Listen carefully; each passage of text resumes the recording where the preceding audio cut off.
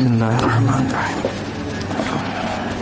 Assalamualaikum warahmatullahi wabarakatuh.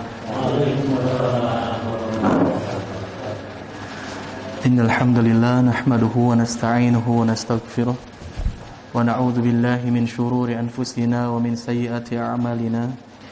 Man yahdihillahu fala mudilla lahu wa man yudlil fala hadiyalah.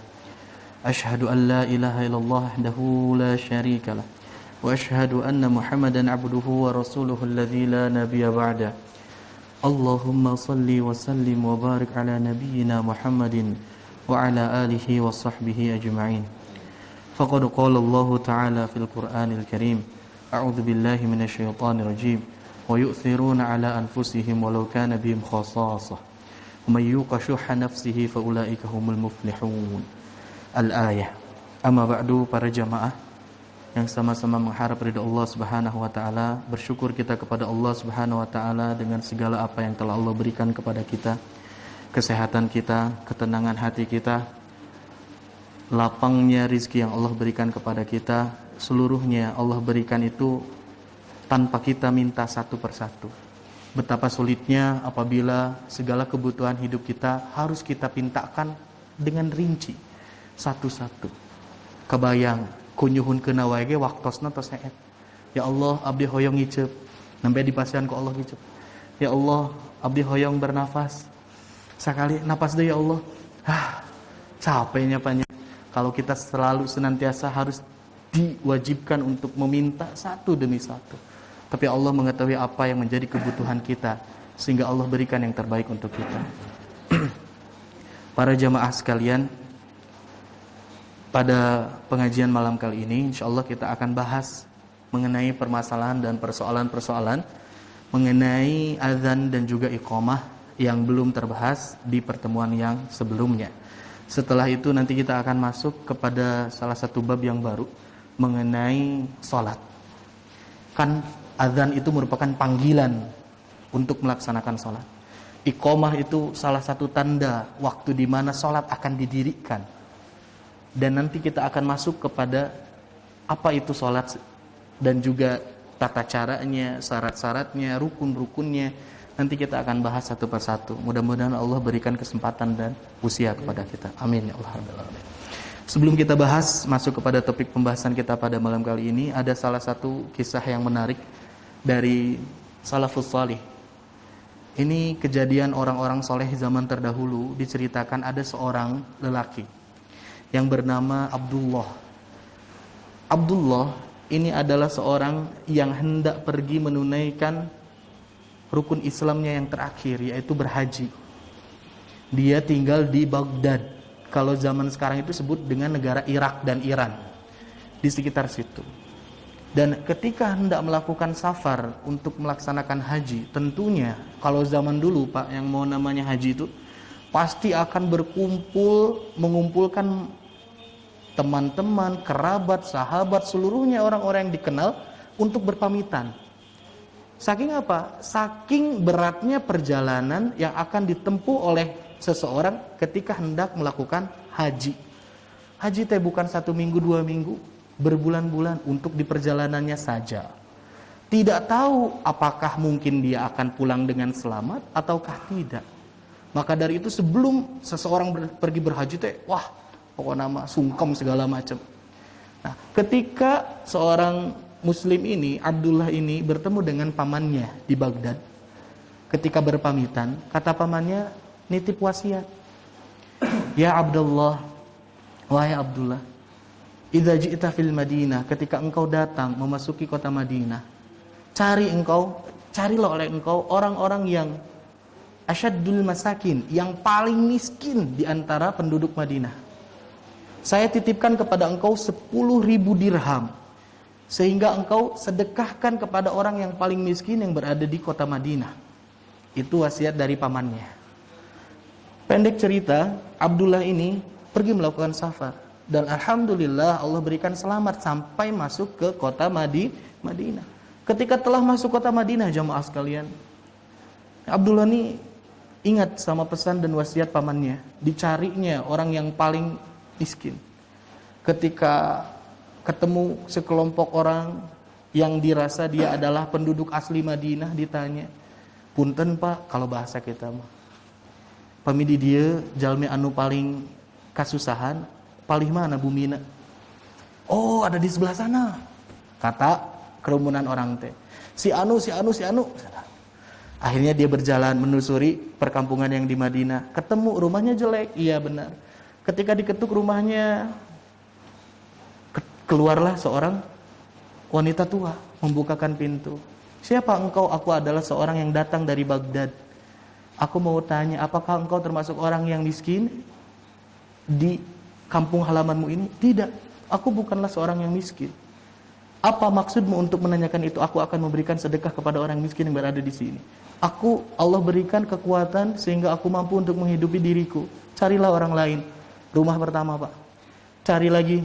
Kelihatan rumahnya butut, rewet segala macam. Diketuk lagi. Jawabannya persis sama seperti itu. Carilah yang lain. Cari lagi sampai terus seperti itu. Hingga akhirnya ada yang menuduhkan kepada si Abdullah ini rumah yang benar-benar paling tidak layak lah untuk digubuk lah istilah namanya. Ketika didatangi gubuk itu, keluar sahibul baitnya. Ketika dia ditanya, apakah engkau memerlukan sedekah ini? Jawabannya, aku merasa rumah yang berada di depanku itu adalah orang yang lebih berhak untuk mendapatkannya. Ya Allah, itu nu bade masian sedekah ge meuni hese, Pak. Terus akhirnya dia menoleh ke belakangnya, oh ternyata memang ada rumah yang sama persis jeleknya istilah nama, sama persis prihatinya dengan rumah tersebut. Ketika didatangi rumah yang terakhir, ketika dibukakan pintunya, orang yang berada di rumah itu menjawab, kalau seperti itu saya akan menerimanya, namun tolong kau bagi apa yang kau berikan ini kepada orang yang tadi.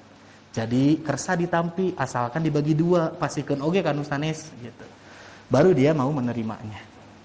Para jamaah sekalian, di sini menandakan bahwasanya sifat kaum muslimin pada zaman dulu itu adalah orang-orang yang benar-benar yakin kepada Allah dalam masalah rizki.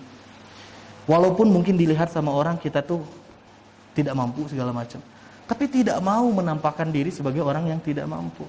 Yakin kepada Allah, Allah akan berikan sesuatu yang istimewa kepada dirinya. Bayangkan di kita mati balik. Ya. Bahkan orang yang mampu saja seakan-akan menjadikan dirinya sebagai orang yang tidak mampu, gitunya. Aya eta sagala pengen dapat bantuan segala macam teh, gitu ya. Harus bikin surat. Pas bikin surat teh digampilkeun deui nya surat teh. Anehnya, tapi nyata, Pak. Itu yang terjadi.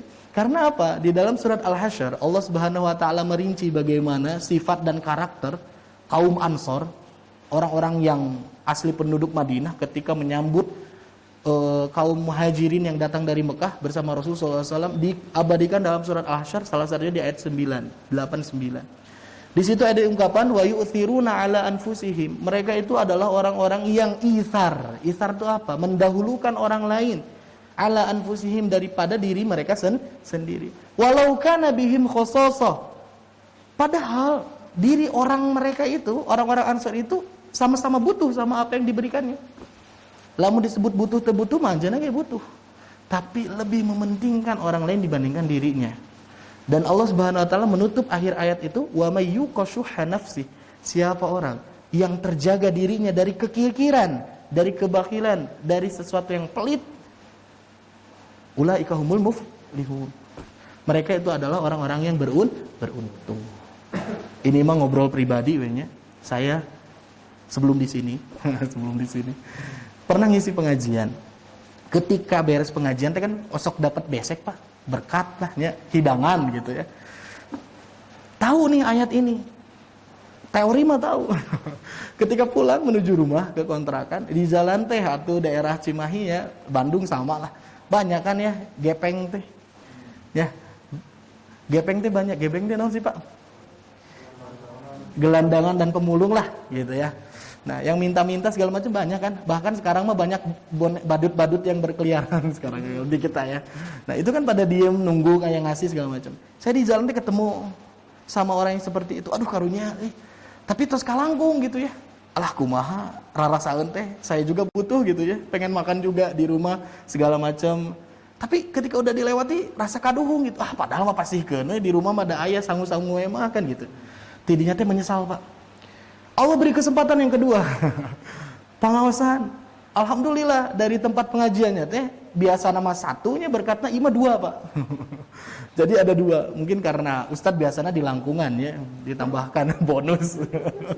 Bahkan isinya juga kadang-kadang beda gitu. Yang jadi menariknya apa, Pak? Yang jadi menariknya apa? Ketika saya sedang ceramah nih, saya teh kelihatan ibu-ibu di belakang teh lagi nyiapin konsumsi buat saya bawa pulang, kelihatannya mah itu buat saya gitu ya. Terus kaciri pokoknya mah. Nah, iya, cuman yang lucu apa? Saya lihat yang satu berkat kantong mah isinya banyak, yang satu lagi mah sedikit gitu. Oh, jadi apal ya teh isinya beda gitu. Nah, ketika saya pulang bawa berkat itu, ketemu lagi orang-orang yang seperti itu di jalan. Akhirnya ada dua iyanya, saya kasih satu, pes. Nih Pak, seneng bunga atau didoakan segala macamnya. Pas ketika maju, alah, nu dipasikeun teh nu sakedik atau nu seueur nya. Kapikiran keneh tos masikeun ge. Kaduhung bilih masikeun nu sakedik, sanes kaduhung bilih nu seueur. Nah, kita termasuk saya pribadi sama berat ya. Namanya khososoh, kita merasa butuh sama sesuatu itu memang seperti itu. Tapi harus dilawan gitu ya, harus dilawan. Insya Allah mudah-mudahan kita terpelihara dari sifat kikir ini yang akan menjadikan kita sebagai orang-orang yang beruntung di hadapan Allah Subhanahu wa taala. Amin ya Allah ya rabbal alamin. Tos beres ngadongeng nak. Selanjutnya jamaah sekalian, ini kita masuk mengenai bagaimana ketika di zaman Rasul sallallahu alaihi wasallam jeda waktu antara azan dan iqamah, al-faslu bainal adzani wal iqamah. Jeda waktu di antara azan dan iqamah sebetulnya tidak ada hadis yang khusus memberikan waktu seseorang untuk menjeda antara azan dan iqamah. Dari Rasul tuh nggak ada yang jelas. Sampai-sampai, nah ini Imam Al-Bukhari sekalipun ketika memasukkan salah satu bab di dalam kitab hadisnya, Sahih Bukhari, kam bainal adzani wal iqamah walakin lam yathbut at-taqdir. Syekh Imam Al-Bukhari memasukkan salah satu bab mengenai adzan dan iqamah. Disebutkan ada jeda waktu, tapi tidak disebutkan secara rinci, secara jelas, secara kuat mengenai takdir. Maksud takdir itu apa? Ya ukuran-ukurannya. Nanti disebutkan berapa menit, berapa waktunya, nggak ada. Nah, sehingga ada seorang ulama yang bernama Syekh Ibnu Al-Battal menyebutkan la hadda lidzalika ghairu tamakkuni dukhulil waqti wa ijtima'il musallin. Sebetulnya tidak ada batasan-batasan khusus mengenai masalah ini. Yang jadi batasannya apa? Ijtima'il musallin. Kesepakatan dari orang-orang yang menjadi ahlu salatnya. Jamaahna sepakatan sakumaha menitnya. Biasa yang di situ berapa menit kira-kira. Nah, bahkan Said Sabiq menyebutkan kalau misalkan hitungannya itu bisa diangger-angger. Cara ngangger-anggernya seperti apa? Biwaqtin yas'ut ta'ahhuba lis-salati wa huduraha. Yaitu apa maksudnya? Hitungan waktunya itu kalau misalkan beres azan, itu space waktunya itu yang memungkinkan bagi orang untuk bisa bersiap-siap datang ke masjid. Jadi bukan berarti ketika la ilaha illallah, luak, Allahu Akbar, gitu, seperti itu. Tunggu sampai orang-orang itu kita bayangkan mereka tuh bisa siap-siap datang ke masjid. Karena azan itu adalah panggilan. Kan namina manggil, mungkin orang sedang tidur, ketika azan baru bangun, perlu ke air dulu, perlu pakai baju dulu, perlu di jalan dulu. Nah, ini adalah sesuatu yang harus kita perkirakan seperti itu. Ataupun di dalam hadis yang lain ada salah satu anjuran dari Rasulullah SAW, kalau Bilal sedang azan, ketika telah selesai azan, Bilal itu disuruh untuk yumahil, untuk menahan, santai, jangan langsung qomat dulu. Kata Rasulullah SAW, bayangannya seperti orang yang istilahnya mau makan mah bisa selesai dulu makannya. Orang yang mau ke air mah bisa selesai dulu ke airnya. Menandakan bahwasanya bukan 2 menit, 3 menit, Pak. Taruhlah kalau makan ya paling lama 5 menit lah. Kalau di sini 10 menit udah cukup sekali. Gitu. Jadi etangan nanti tidak ada batasan yang khusus. Kalau misalkan kita pernah umroh atau haji, kan di sana juga di Mekah itu kan luar biasa. Waktu jeda antara dari azan ke qomatnya kan cukup panjang, kecuali maghrib. Mungkin maghrib karena waktunya pendek, mepet ke isya. Itu mungkin lebih cepat dibandingkan yang lain. Karena muadzinu Rasulillah sallallahu alaihi wasallam yuadzinu tsumma yumahhil fala yuqim. Keadaan seorang muadzinnya Rasul sallallahu alaihi wasallam, dia setelah azan kemudian dia menahan diri dan tidak langsung beriqamah hatta idza ra'a Rasulullah sallallahu alaihi wasallam qad kharaja. Di sini disebutkan si muadzin teh baru qomat ketika melihat Rasul sallallahu alaihi wasallam keluar dari rumahnya. Aqamas salata hina yarahu. Barulah seorang muadzin ini qomat ketika Rasul terlihat gitu. Jadi menandakan di sini Rasul sallallahu alaihi wasallam sewaktu-waktu tidak sholat sunnah di masjid. Ya. Jadi sholat sunnah qobliyahnya itu di rumahnya. Dan rumahnya Rasul dengan masjid kan nempel. Pas sisi-sisinya. Nah, jadi ada salah satu kisah juga. Para sahabat nih udah cukup nungguan laminya. Beres adzan teh Rasul belum keluar wae, gitu ya. Digambarkan di dalam surat Al-Hujurat salah satunya. Orang-orang yang mereka itu tidak sabar. Orang-orang yang mereka itu belum matang akalnya. Saking cangkelnya nungguan Rasul enggak keluar-keluar, memanggil-manggil nama Rasul sallallahu alaihi wasallam atau memberikan kode naon batuklah. Nah, udah gitu apa? Ngomong dengan ucapan yang keras lah biar apa? Rasul teh bilih kabobohan, bangun gitu mikirnya. Nah, ini adalah sesuatu yang tidak harus ditiru seperti itu. Biarkan Rasul sallallahu alaihi wasallam sampai keluar dari rumahnya baru berqomat. Ini pun biasanya terjadi di kampung-kampung, Pak. Ya, imam-imam teh biasanya ustaz-ustaz teh datangnya itu telat. Sengaja biar apa? Orang-orang yang di masjid itu bisa melakukan ibadah-ibadah sunnah dulu. Ketika beliau masuk, barulah muadzin lihat, langsung Allahu Akbar, asyhadu an la biasa gitu. Tapi nu salah manaon imamna ketika di rumah nanti bukan melakukan ibadah sunnah deh. Memang kasiangan terus, nah itu nu bahaya mah. Oke, selanjutnya jamaah sekalian, bab yang ke-13, poin yang ke-13. Man adzana fahuwa yuqim. Siapa yang azan dialah yang beriqamah. Kaidah dasarnya ini. Para ulama menyebutkan yajuzu an yuqimal muadzin wa ghairuhu bittifaqil ulama. Sebetulnya boleh seseorang itu untuk beriqamat walaupun dia bukan seorang muadzin. Para ulama itu bersepakat seperti ini. Walakinnal ula an yatawallal muadzinu al-iqamata. Tapi yang paling sempurna itu ketika seorang muadzin dia pun yang mengumandangkan iqamah. Inilah yang disebutkan oleh Imam Asy-Syafi'i. Wa idza adzana ar-rajulu ahbabtu an yatawallal iqamah. Kalau misalkan ada seorang lelaki dia azan, maka aku suka tuh ketika dia juga jadi seorang yang beriqamah. Dan menurut Imam At-Tirmidzi wal amalu ala hadza inda aktsari ahli ilmi anna man adzana fahuwa yuqim. Sama. Menurut kalangan ahlul ilmi mereka mengamalkan hal ini, siapa yang azan dia yang beriqamah. Tapi sesekali boleh sama yang lain. Apalagi kalau misalkan ada halangan, ada uzur, atau misalkan tiba-tiba ke air. Siapa yang mau qomat atau kalau ditungguan wae mah kan terlalu lama, maka boleh yang lain. Atau seperti tadi fikih boleh sesekali untuk beriqamah. Tapi yang paling afdol, yang paling ula itu adalah yang azan. Selanjutnya, ini persoalan selanjutnya. Kapan waktunya seseorang itu dia berdiri untuk melaksanakan sholat ketika mendengar iqamah? Apakah di Allahu Akbar langsung berdiri? Ataukah la ilaha illallah baru pada berdiri? Nah, di sini disebutkan qala Malikun fil Muwatta. Ini Imam Malik menyebutkan di dalam kitab Al-Muwatta. Lam asma' fi qiyamin nasi hina tuqamus salatu haddan mahdudan. Tidak ditemukan periwayatan mengenai kapan waktu-waktu yang khusus seseorang itu disyariatkan untuk berdiri ketika mendengarkan iqamah pada waktu yang khusus. Tidak ada. Inni aradzalika ala taqahun nas.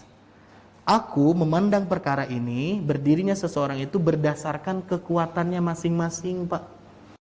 Ya, ketika qomat, mau masuk nih berdiri sholat, itu berdasarkan kekuatannya masing-masing. Aya nu sepuh teh mah istilahna kedah rada direnggangkeun heula.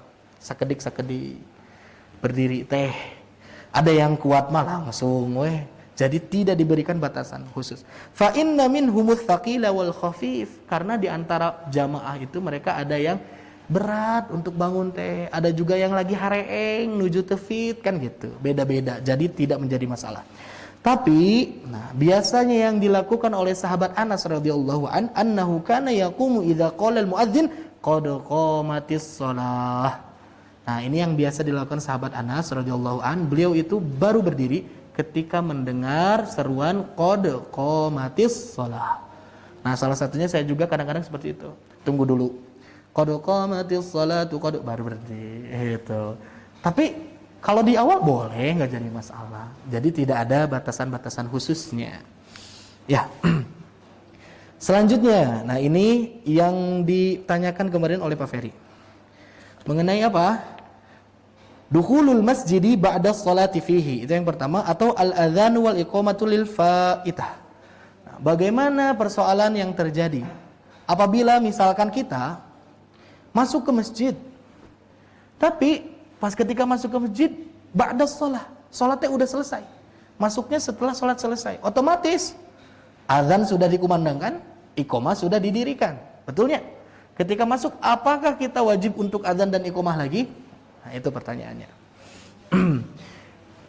Ini ada beberapa pendapat jamaah sekalian. Yang pertama menyebutkan mengenai hukum azan dan iqamah itu sendiri. Azan dan iqamah itu tidak masuk ke dalam rukun dan syarat mengenai sholat. Itu yang pertama. Jadi sholat bisa sah tanpa ada azan dan juga ada iqamah. Sebetulnya seperti itu.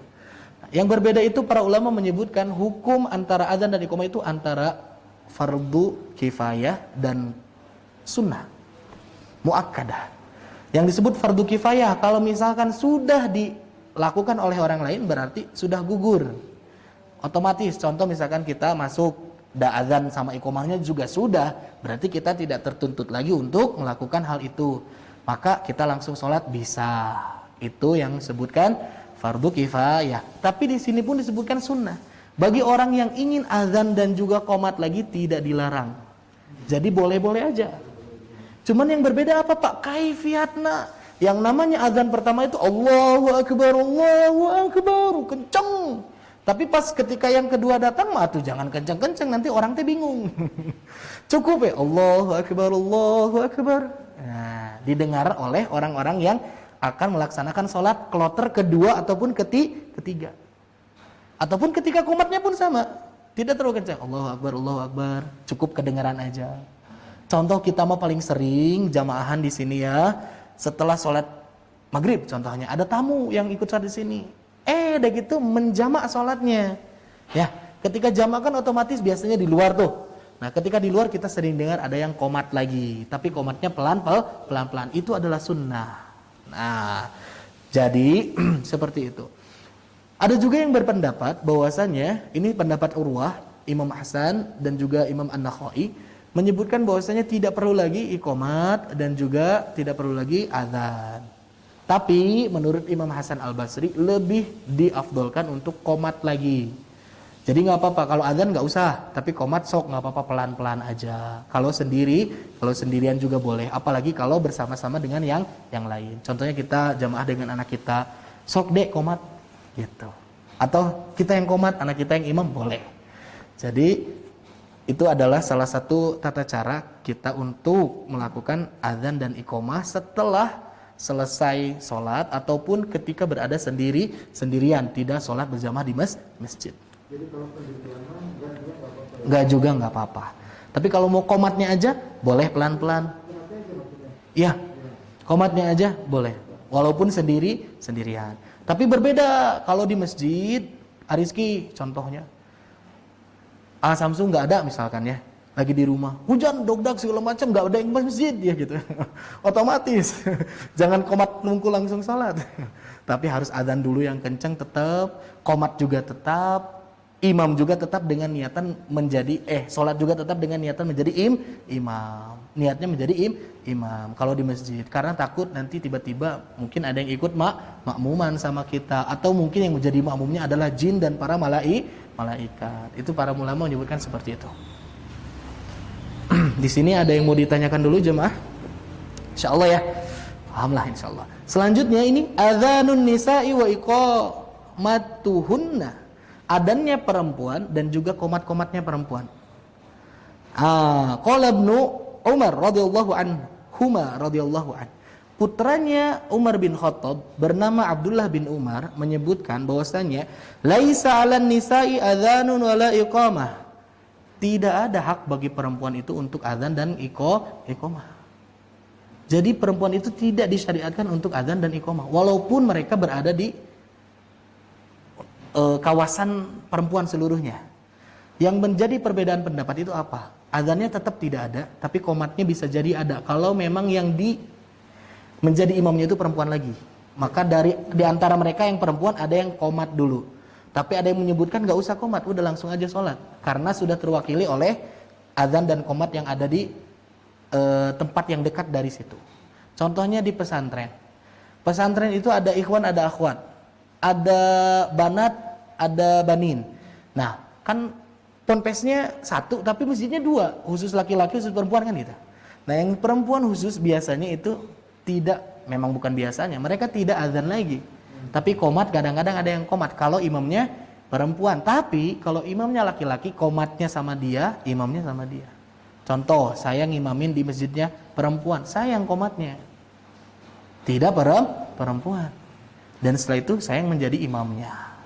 Gitu, Pak. Dan dalam amin pun perempuan mah tidak disunahkan untuk menjaharkan amin.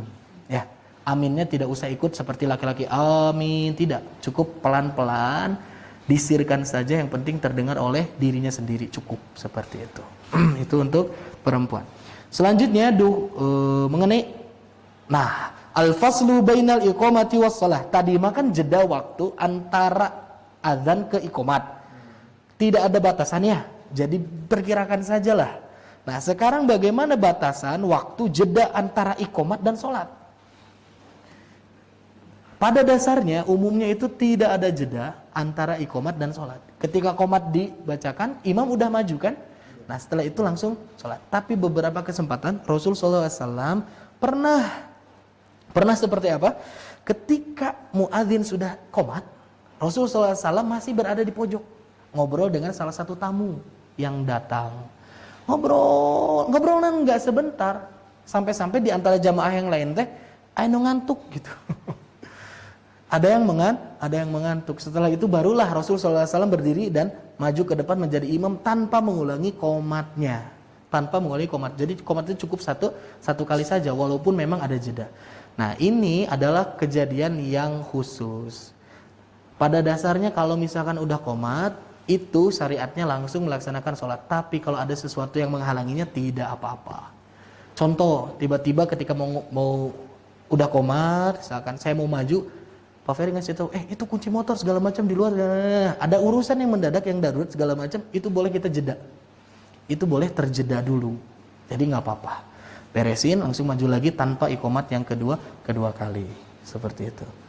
Nah, dan juga untuk para muadzin yang harus diperhatikan itu adalah ketika qomat, usahakan yang paling bagus itu ketika para jamaahnya sudah tidak ada yang melaksanakan sholat sunnah. Itu yang paling bagus, ya kan? Ketika kita lihat ke belakang udah nggak ada yang sholat sunnah, kita qomat. Cuman sekarang alhamdulillah terbantu oleh waktu yang ada di atas kita. Jadi orang-orang yang datang jamaah itu mau melaksanakan sholat sunnah, lihat waktu. Wah, 2 menit lagi nggak keburu lah, 1 menit setengah kayaknya nggak bisa, gitu. Nah mereka, ini. Cuman kalau misalkan memang ada yang tetap kekeh melaksanakan sholat, maka tidak apa-apa untuk beriqamah selama imamnya sudah tidak melaksanakan sholat sunnah. Tapi kecuali kalau imamnya masih melaksanakan sholat sunnah terus balik rengsek, kabur, tahan dulu sampai imamnya selesai tahiyat. Setelah selesai salam, baru nanti qomat. Nah, ini kejadian dulu di pesantren saya. Pimpinan pesantren, Mudirul Am, datang ke masjid zuhur. Biasanya memang nggak ada memang. Yang paling rutin itu kan kalau ada di rumah teh paling subuh, pasti selalu ada kalau subuh. Karena kalau siang aktivitas dakwah di mana-mana. Ini kebetulan zuhur datang. Yang biasa jadi tukang azan ini nggak tahu, nggak lihat kanan kiri dia. Ketika berdiri langsung aja Allahu Akbar, asyhadu an la astagfirullah. Mudirul ustadznya nih. Gegeduk pesantrennya tuh masih ruku. Masih ruku. Nah, langsung kan otomatis yang komat tuh langsung berhenti, lihat ustadz, astagfirullah, berhenti dia. Lah, langsung tidinya mah teman-teman teh pada cicik semua. Gak ada yang berani ngapa-ngapain atau apa. Dia juga langsung berem pamunteuna teh. Ketika assalamualaikum silaing gitu. Culangung gitu nah. Lamun imam keur salat kene, sunahan kene, tong qomat, sabar heula. Lamun imam tos ngadeg maju ka karah qomat gitu.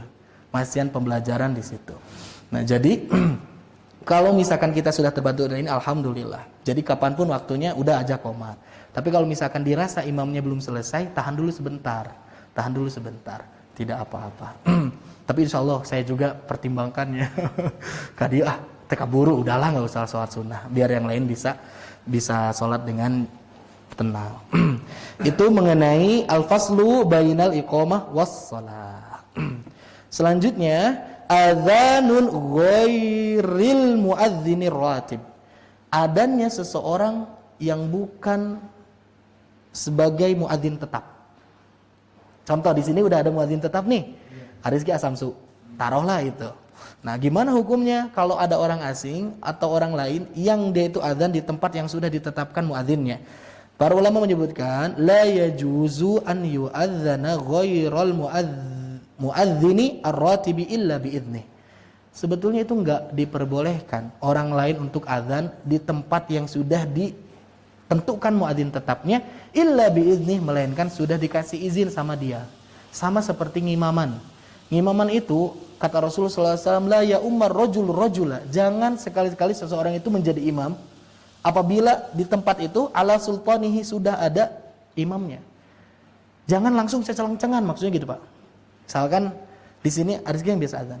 Tiba-tiba ceng Allahu Akbar, padahal ada Arizki. Nah, itu enggak boleh. Pertama itu tidak beradab. Yang kedua, memang tugasnya azan tetapnya kan udah ditentukan. Arizki dan Asamsu misalkan. Cukuplah itu. Nah, tapi pada satu saat boleh. Pertama dikasih izin sama muadzinnya. Sok silahkan mau azan, silahkan.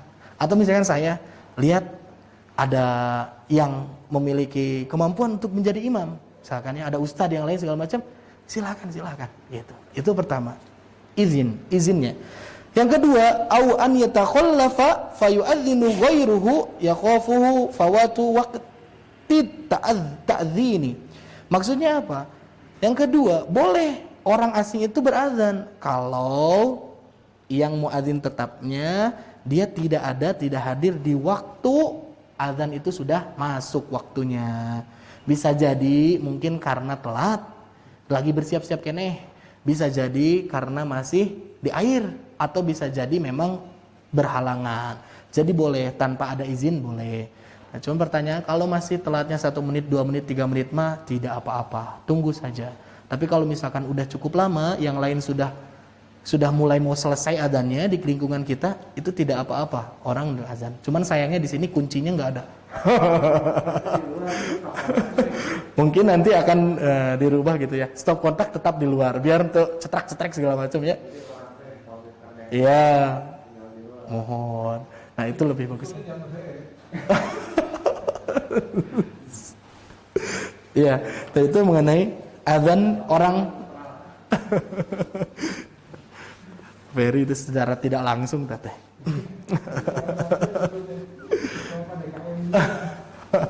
Nah, itu mengenai adzan orang yang bukan tercatat sebagai muadzin tetapnya. Jadi intinya jangan, tapi kalau dalam satu sisi boleh izin pertama, yang kedua kalau berhalangan.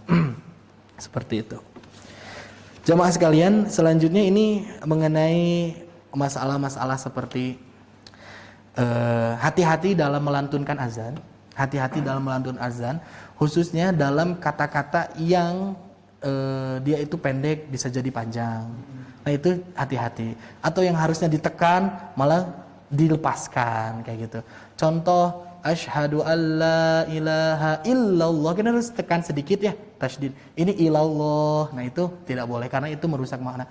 Selama azan itu dikumandangkan tanpa merusak maknanya dan dengan suara yang indah, bahkan dengan ada langgamnya sekalipun, itu diperbolehkan.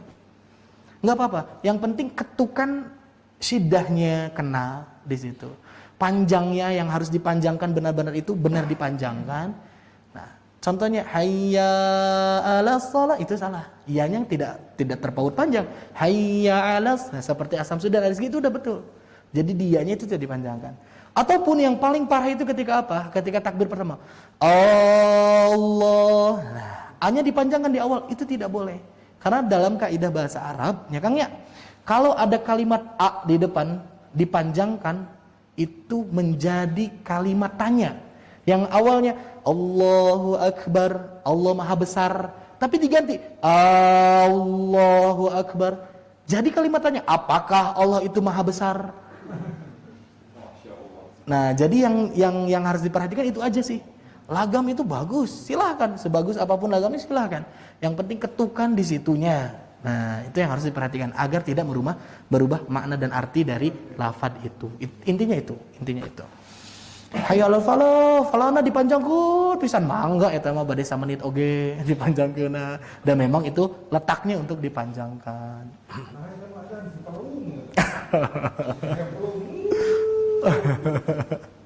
Luar biasa. Dan ini adalah sesuatu yang mulia, luar biasa. Oke, itu mengenai azan. Yang kedua, ada persoalan dan permasalahan mengenai sholawat ya.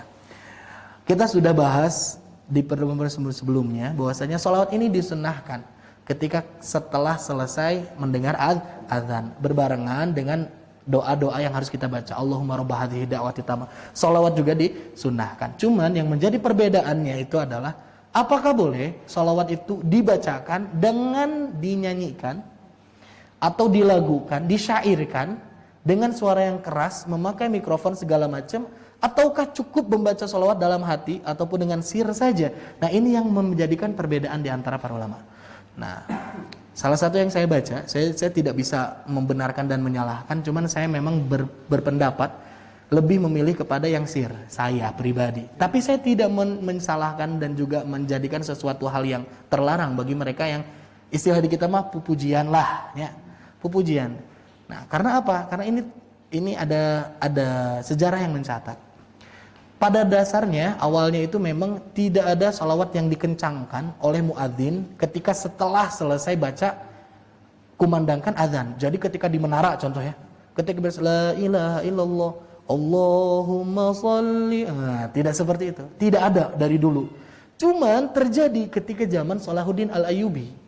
Salahuddin Al-Ayyubi sebelum menjadi sultan, nah sebelum memegang kekuasaan, ada ceritanya 1 tahun 2 tahun sebelumnya itu Raja Mesir, yang dimana Raja Mesir ini terzolimi dan sampai meninggal.